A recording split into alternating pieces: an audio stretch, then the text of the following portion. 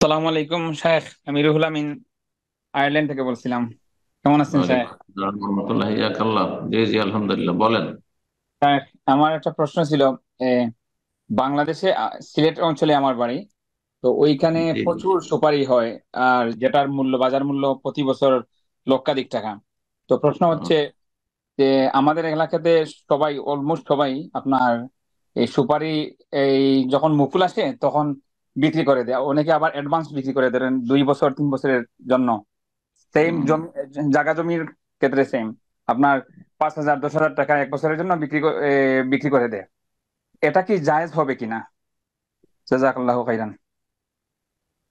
আম বাগান, খেজুর বাগান মুকুলে বিক্রি করা, এই বছর 1 বছর 2 বছর যে বিক্রি করা, এগুলো জায়েজ নয়, হাদিসে রয়েছে।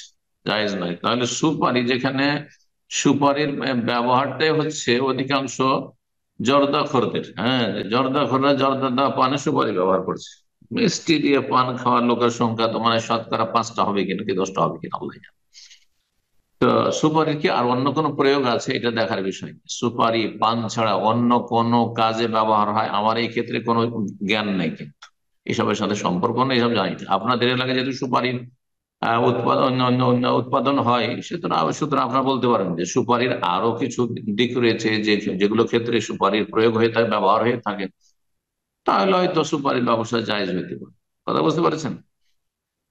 কিন্তু এইভাবে সুপারি ব্যবসা, আর তা যদি আবার আপনার মৌকুল্যে হয় তো জায়েজ না, মোটেই জায়েজ।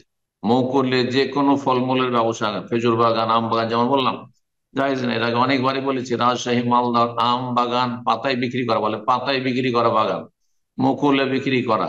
লিচু কাঁচা হয়ে আছে, একেবারে কোনো কাজের না, যতক্ষণ পর্যন্ত কাজের যোগ্য না হয়েছে, কমপক্ষে সেটা কাজের যোগ্য মানে ব্যবহারের যোগ্য, সেটা থেকে উপকৃত হওয়া যাবে। যেমন আম কাঁচা থাকলো আচার করা যাবে, তাহলে বিক্রি করা যায়, পাকা শর্ত নাই। কিন্তু কাঁচা খেজুর কোনো কাজে লাগবে না, এখন কোনো স্বাদ আসেনি, ওটাই জায়েজ নয়। কাঁচা লিচু, যেটা মোটেই না, ছাগলও খাবে না, কি করবে? তাহলে সেটা বিক্রি করা জায়েজ নয় এসব। জি। যতক্ষণ ভাতটা ইয়াবদু সালাহ, যতক্ষণ পর্যন্ত সেটা ব্যবহারযোগ্য না হবে, নবী সাল্লাল্লাহু আলাইহি ওয়াসাল্লাম বলেছেন। জি।